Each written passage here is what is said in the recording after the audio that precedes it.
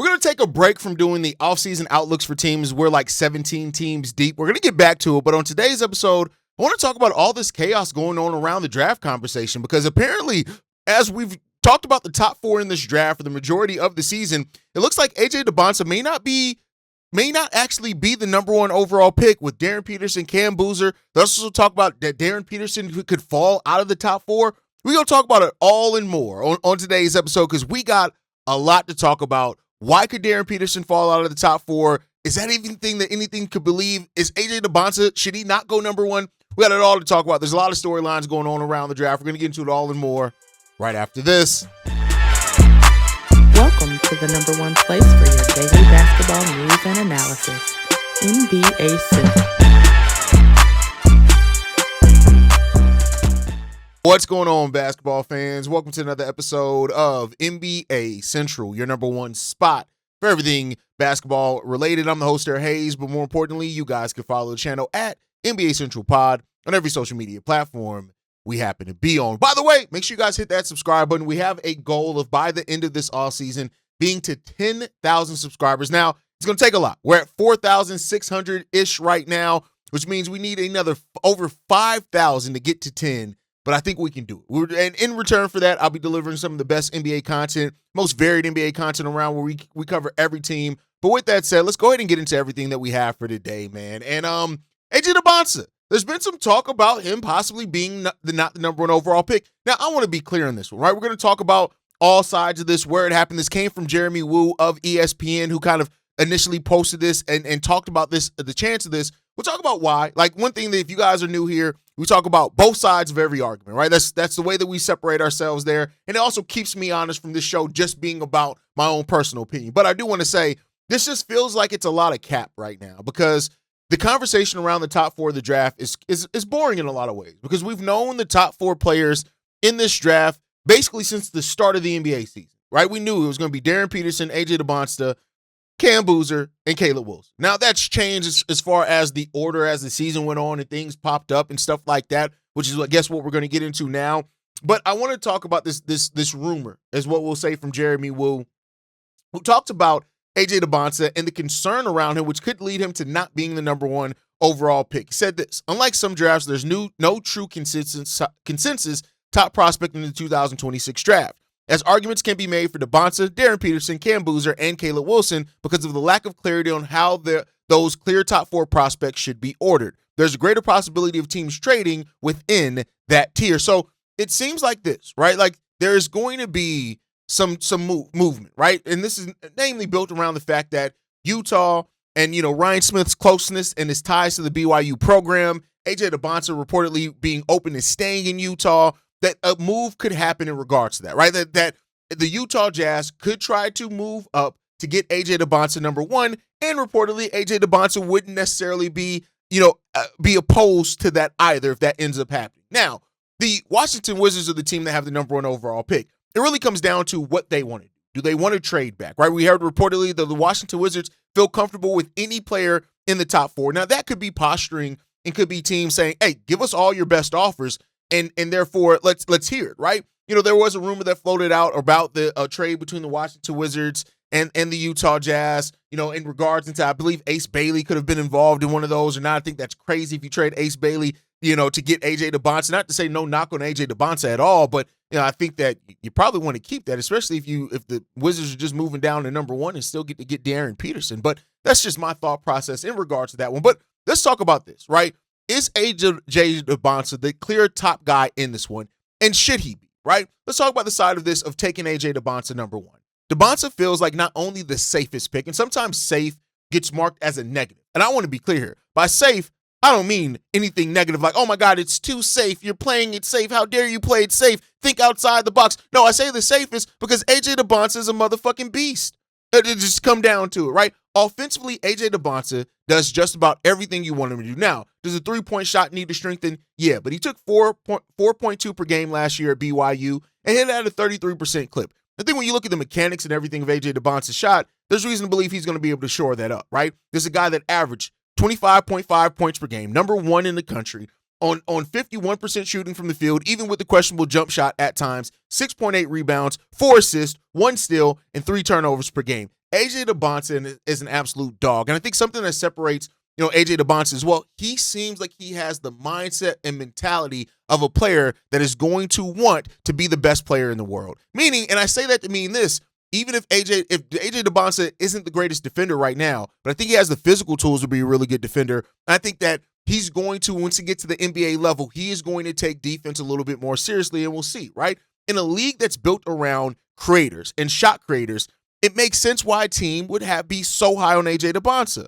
Now, why should the Wizards not lock it in, right? I think that because you have multiple players that would legitimately in most drafts be number one pick, and you can make that. Darryn Peterson may have the highest upside of anybody in this draft. And I say may because, again, I don't want to talk uncertainties and trigger anybody. But he has maybe the biggest upside of anybody in this draft. Cam Boozer could be the actual best, safest pick because of his high floor as a player and the fact that I still think he has development to do. But even at bare minimum, if Cam Boozer does not develop anymore from where he is now, I think he's still going to be a double-double guy that can get you 4 or 5 assists per game, play solid defense, and he's going to rebound for you. Like, that's the thing that I think it comes down to it. And, Caleb Wilson brings size. He brings versatility. He may be the most raw guy out of these top 4 players where you need him to develop a jump shot. But I tell you what, him being in the top 40 players as far as scoring in collegiate basketball last year, even without a reliable jump shot, there's something to be said there, right? So if Washington is not sold on AJ Dybantsa for any reason, there's a legitimate reason why you can get into any of this. Now, I say this. The mistake that teams fall into sometimes with this one is they fall in love with the idea of a number one pick instead of asking who actually fits their rebuild, right? And that's what it has to come down to. Who fits the Washington Wizards rebuild the best, right? Of course, they have some Anthony Davis. I think they're going to end up moving because I don't think he's going to want to stay there. He wants to hear a championship plan, right? You have Trey Johnson, Trey Jones down there, the 2 Treys when it comes down to that one. But I think the Washington Wizards have started building a really good young core. So you have to ask yourself in regards to that one, right? So that's what it comes down to. There's no consensus number one pick because so many of these guys have a legitimate case to be the number one pick. But also I think that some of this is sensationalism from, ESPN in regard to they have to create a better conversation and there's not necessarily, and to the point of that, like there's been people even that's disagreed with Jeremy Woo. But let's talk about this, right? Could the Jazz make a legitimate trade up for AJ Dybantsa? Should they trade the assets to move up and get him, right? Should they make an all-in push to get him? And I'll say this, right? The side of this that says yes is simply put, if Utah believes that AJ Dybantsa is the best player in this class, you go out and get him. I'm never mad at any, regardless of Ryan Smith's BYU connection or anything like this. If you truly believe somebody is the best prospect in this draft and you see them as becoming a superstar, you need to do everything in your right and your power to move up and get that guy, period. And with them trading for Jaren Jackson Jr. last year, it seems like the Utah Jazz are in a position where they are finally ready to stop all the tanking and actually get to trying to compete for something. And I can't be mad if they want to start that off by going out there and getting AJ Dybantsa. But the case for staying put is simply this. You already have a very strong front court. You got Lauri Markkanen. You got Jaren Jackson Jr. You're probably going to try to retain Walker Kessler. Then you can try to move one of those guys if you decide that they don't all fit together, right? And so Peterson may already be a cleaner fit for where they are in the stage of their rebuild anyway, having a lead guard that can be the number one scorer on that team, and it may make for a cleaner roster fit, which could make sense, right? You need dynamic guard creation. We've seen that happen. Now, it's a little different when that dynamic guard is a small guard, but I think even with Darryn Peterson's measurables coming in a little bit lower than people thought, I think that you clearly see that he has all the mindset and mentality that you want in regard to that, right? Utah does not need to win the rumor cycle. They need to win the draft. And they have to do whatever it takes for them to feel like they're walking away from winning this draft. And that's the reality, right?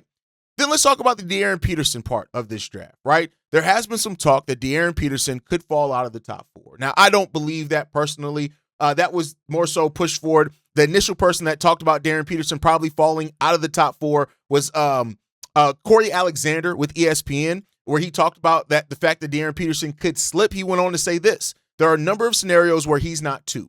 He could fall down to 5, even later than that, simply because of how many players, as we look at this graphic, I don't have the graphic to give you, how many guys there are in this draft that could eventually be generational talents. You're talking about guys who can absolutely be all-stars and beyond. Now, again, it goes back to what I said before. I think that a lot of this is sensationalism because you need to, and I'm murdering that word. I'm tired. It is what it is. But just to have a talking point, right? But I do think the biggest factor, if we're talking about reality and what could be a swing factor for where Darryn Peterson goes, it comes down to the medical.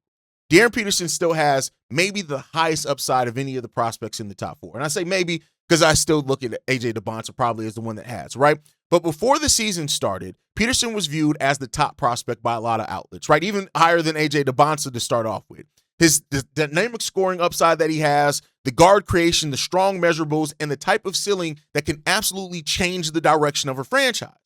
But the other side of that is teams do have to be careful. If medical uncertainty does matter for any team, his cramping issues, which impacted his freshman season, and just the sitting overall, could it justify you passing on him? Now, he's come out and explained it, and it seems like it was a mismanagement between some of the stuff that he was taking and what the college knew about that led him to having to sit, and it did impact stuff, but now it's led to questions about his conditioning and all that type of stuff, right? I think there's a huge possibility that Darryn Peterson ends up being the guy that everybody regrets passing on, especially if somehow it's right. Corey Alexander is right. And he falls out of the top 5. First of all, there's no fucking way. I refuse to believe that there's a real way that can happen. But if teams talk themselves out of Darryn Peterson, it could cost them their job long term. And I really do believe that, right? But medicals are a big variable. But, what we've heard, we haven't heard a lot about it. So we'll see, right? With that said, one of the players as well that has been reported to be a player that could go into that top 4, depending on how some things fall, is Darius Acuff. Now, do I believe that? No. I'm going to tell you that right now. I no knock on Darius Acuff at all, right? I think Acuff has a lot of upside in regards to it. He was a great scorer. There are some defensive issues and concerns with him that you can't overlook as well. But there's now been reported that the Sacramento Kings view Darius Acuff as the Acuff. I pronounce it both ways. Deal with it. It is what it is. That they view him as the perfect fit for their franchise. And I tell you what, they're probably right in regards to that. The Kings need something, and they're going to have to draft anybody when it comes down to it. So why does Acuff make sense for him? It's for Sacramento, it simply just come down to they need a dynamic player to build around. And Zach LaVine isn't that. DeMar DeRozan isn't that. Tyrese Haliburton's gone. De'Aaron Fox is gone. So now you look at your next guard in that lineage, and that could be Darius Acuff. And that's not a problem in regards to that. He's already shown that he can score, he can create, he brings energy, and he has said so far that the defensive concerns around him, he already has a plan to get better as a defender. So you have that. But why the Kings, I don't think, can panic or try to trade up or anything when it comes down to it, is that they've already made major mistakes with what they've done in the draft in the past, right? And we've seen how that has limited and affected this franchise from ever truly moving forward. Now, there are some other things that happen where they are right now, bad trades, bad decisions, all that type of stuff. But I think overall, like the general manager, Scott Perry down there, is a guy that I think didn't Darius Acuff, he played, his father played for general manager Scott Perry at Eastern Kentucky, actually, in the late 90s. So there you go in regards to that one. Like, I think there's a connection there. And so you got to kind of figure out where you can. The Kings need talent. And that's what it comes down to. They need talent. And they got to figure it out in this draft. Reportedly, we've heard that they're going to try to do everything to come off of a Zach LaVine's contract. That's going to be very difficult for them to do. But we're going to see what happens in regards to that. But if Acuff does fall down to the Sacramento Kings and Kingston Flemings or ever goes above him, Keaton Wagler, there are other dynamic guards they can look at. Namely, Keaton Wagler is a player that the Kings can look at. Kingston Flemings is another one. Braden Burries as a two-way guard that can still score are players that the Kings could all look at. They don't need to reach, in my opinion. The Kings are at a place now where they have to be very focused in what they do in the efforts of rebuilding their team. And I think that they'll have that. They'll be able to get that done here, and we'll see what the future does hold for the Sacramento Kings. Do not panic in this draft. That's the biggest thing in here. The Kings cannot use this pick to apologize for past trades. They don't do that. Just build the best way for your team and where you're currently at now and figure it the hell out. Last topic that relates to the draft before we get out of this episode is apparently the Milwaukee Bucks aren't just trying to add young talent. They also want a pick in this draft. Now, we've already heard that Giannis is probably going to be, right? I think at this point, the easy money is on them moving that, right? And the report is now, according to ESPN and Jeremy Woo there as well, is that the Milwaukee Bucks, that there is an expectation for the Milwaukee Bucks that they will have multiple selections in this year's draft. Rival teams tell Jeremy Woo the Bucks have their own number 10 pick where they are currently mocked by ESPN to draft Nate Amit. So let's see. The Milwaukee Bucks have 3 tradable first-round picks, right? And, when with that, we'll see what they can do. If they do trade Giannis and get extra picks in this draft, in a deep draft like this, that'll make a lot of sense for them, right? I think when you look at it like, if Golden State wants to use their pick to try to go after Giannis, which we've heard, having 10 and 11 could be great for the Milwaukee Bucks to start their rebuild off on, right? The Miami Heat, another team that could sniff around there. And again, I'm not saying just for the picks. There'll be other things moved in these deals as well, but they have the number 13th pick in this draft where they can then have 10 and 13, 2 lottery picks to make moves, to do some things. So there's a number of things that the Milwaukee Bucks, depending on the teams that are interested in Giannis. So the chance of them walking out of this draft with multiple first-round picks, I think is very high. And I think it's smart in a deep draft like this to stack your decks with multiple picks and then starting rebuild, because for the Milwaukee Bucks, they've never really been a free agent destination, even when Giannis was at his best. Now being able to take 2 picks in a deep draft, have young players that fit together that you can build with, that's the thing that it comes down to. And it seems like with Antetokounmpo signaling that he prefers to leave the Milwaukee Bucks, that's just the reality of what happened. So look out for the Milwaukee Bucks to acquire another pick in this year's draft. And I guess we'll see where that's going to leave them as well. But that's going to do it. That's my time for today, guys. Thank you guys so much for tuning in. You guys have been killing it with the offseason outlooks. We're going to shift, as we finish these offseason outlooks, we're going to shift more towards draft coverage, probably at the start of June, from June to the draft. I'll be doing a lot of draft coverage. I want to hear from you guys on this one. I've done it 2 different ways on this channel. One year, I did it to where I went prospect by prospect, and I listed all the teams that would make sense for that prospect. I did it another way where I'd go team by team and list all the prospects that make sense for that team. Which way is easier for y'all to consume that? Let me know that down below if you made it to this part of the episode. Thank you guys so much for tuning in. Make sure you guys are following us at NBA Central Pod. You send us any feedback, questions, comments, concerns, NBA Central Show at gmail.com. And then lastly, if you want to leave a text message and our voicemail for the mailbag, the number to do so, 773-270-2799. We're the number 1 spot for everything NBA and basketball related. And I'll catch you guys the next time I feel like making a video, which is probably going to be tomorrow, unless there's some news drop, which it could be maybe tonight. Love you guys. Peace, y'all. Been a presentation of the Breaks Media.